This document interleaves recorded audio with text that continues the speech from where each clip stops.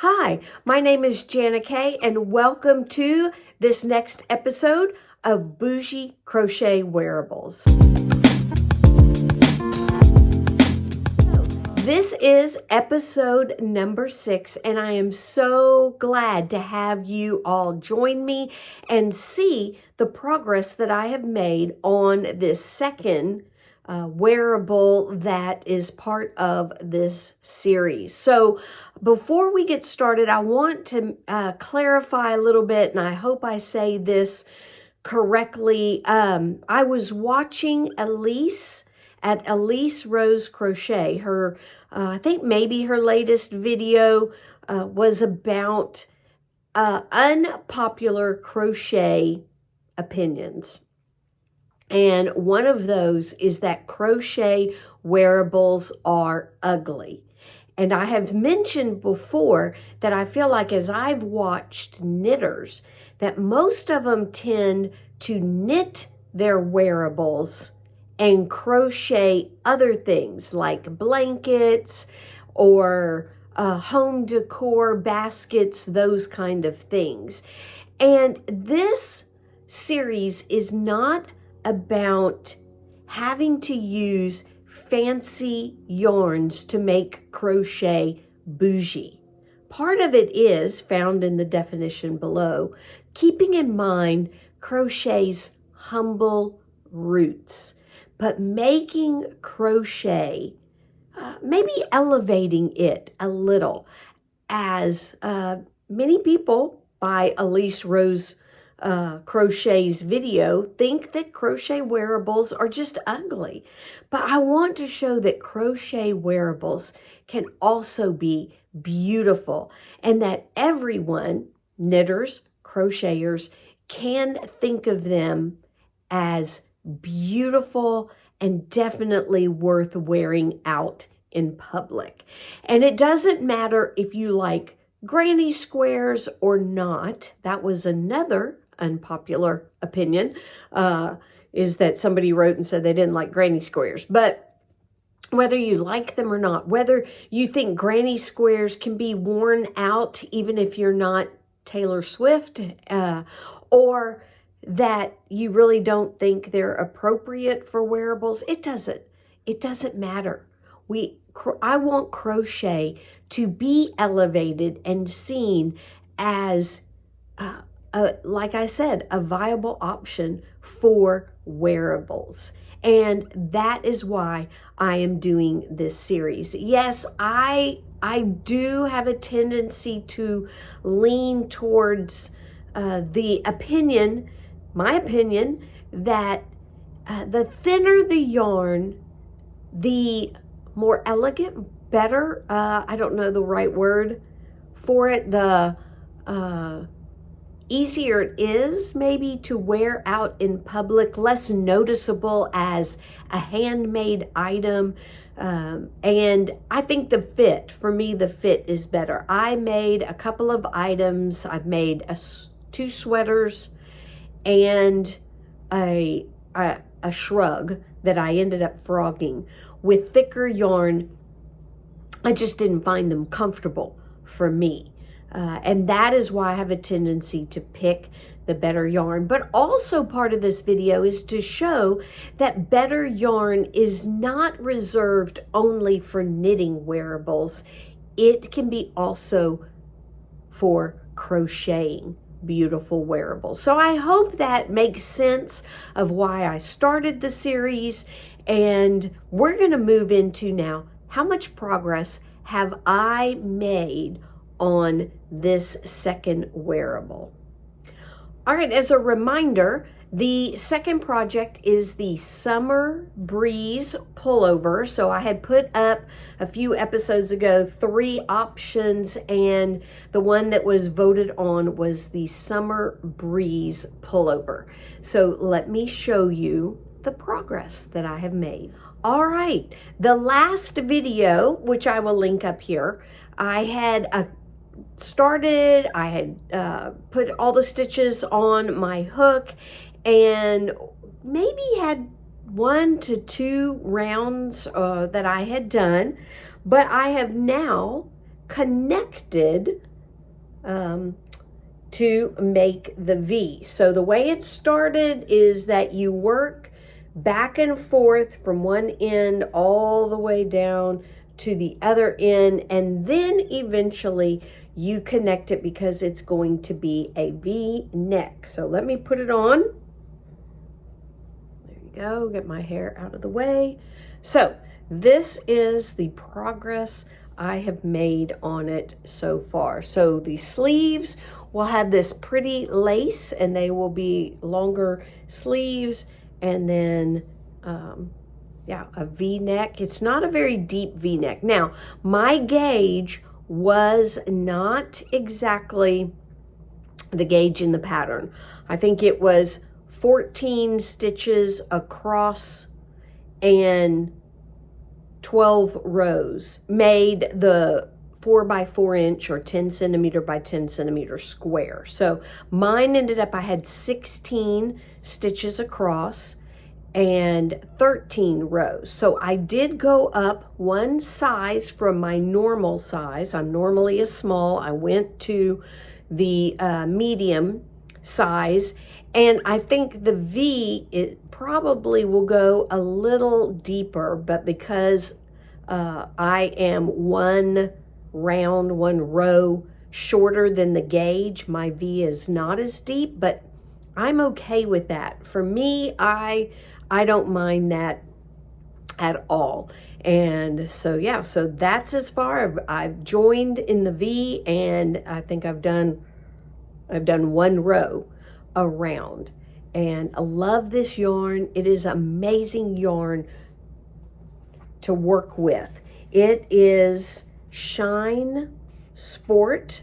I got it from Knit Picks, ordered it. It is 60% Pima cotton, 40% modal. This colorway is Wisteria, and that is what it looks like. Just a really pretty light purple, little bit of shine, hence the name, because of the modal. It is made from beechwood fiber, bamboo, and any kind of plant-based modal. The other name, I can't remember it. You can leave a comment in the comment box below and tell me that other, I want to say, oh, I think it's tinsel. Let me know if I'm right. Any of those do give kind of a shine to the yarn, but it is extremely soft yarn. I have enjoyed working with it, and it is a, as it says, sport weight. So this is a 50-gram ball with let's see if it says on here, 110 yards to it. And so yeah, right on the label. And as I said, I ordered this yarn from Knit Picks. So let me take this off and talk about the pattern. All right, for the most part, I am following the pattern exactly. It has been a really easy pattern to follow. The instructions are really good. She's got photos that are very helpful in the pattern. I did find that she did send you to one photo and it should have been another photo, but it was easy to find because all the photos are together at the end of the pattern. So she, because of sizing and the way the stitch counts work out for the sizing, she's got them grouped.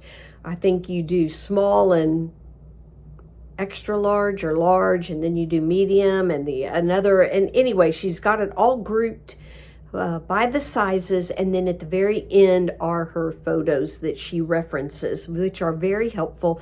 There's enough that have been helpful. And so yeah, so as I said, you work the pattern from the V. So we started in here and worked around and then back, and there were increases to make the V, and then eventually you join the V, and so we'll start working more in the round. And, but yeah, love the way it's turning out so far. Easy pattern. The only thing that was done different, that I did different from the pattern. So after you join the V together, then you tie it off. So that's why this is here. You go ahead, tie it off, then you start in the back, so you can see where I have started my yarn in the back, and you work around. When I got to this part of the pattern, so she tells you, I mean, even a picture of, if your stitches are facing this way, make sure you're turned either front or back, because you work back and forth. You don't just keep working in the round. And so she had a picture of the stitches, and then with an arrow to show you which way you should be crocheting based on the last row that you did, which was so helpful. But when I started crocheting around, so I've done one row, so I guess I was kind of crocheting in this direction, this way. I got to the lace part of the sleeve, and one side of the lace part has 3 stitches from the corner. So here's the corner, and you do 3 stitches before you start the lace pattern. The other side has only 2, these 2 stitches. And the pattern told me to do the 2 stitches. So do the one stitch right after the corner, and then chain and skip. And I knew I was on, because it follows. You can see this row right here. I hope you can see has 3 stitches. This row right here has 3. So I knew I was on the 3 stitch side, which is to, so you do the V in the corner, then you do the next stitch. You put a stitch there. And then depending on which corner you're going from, whether you're going this way from this corner or this way from this corner, you either start with the stitch and chain, skip 1. Stitch, chain, skip 1. Or you start with the chain and skip and then the stitch. And her pattern had me doing the chain and skipping 1 in the stitch, and that wasn't right for that corner because of the direction I was going in. It would have been right if I was going to go the other way. But according to her picture, I needed to go that certain way where I ended up. So I just changed it because in her pattern, she also mentions that you just want to make sure that all the little lacy blocks should line up. They should make, and you can see, a straight column of those squares, those lacy holes or squares. And so that was the only thing that I had to change for the way I'm working the pattern up. But really the pattern is very simple to follow. Great instructions, very clear on everything. When, you know, one pattern, a V-stitch could have 2 chains in the middle. One could have 1 chain in the middle. It just depends. All of those stitches, even simple ones like a V-stitch, are listed for you. Yeah, I think it is simple enough for a beginner. It would, so far I find it would be a good, even first wearable for somebody who is a beginner crocheter. So that is the progress I have made so far. Yeah, leave me a comment below. Let me know if you have joined in, how it's going for you. And we will see you in the next episode. And hopefully I maybe have split for the sleeves and working on the body. And so we'll see how far I get. But keep an eye out for episode number 7. Y'all have a wonderful day and a great week. Bye-bye, y'all.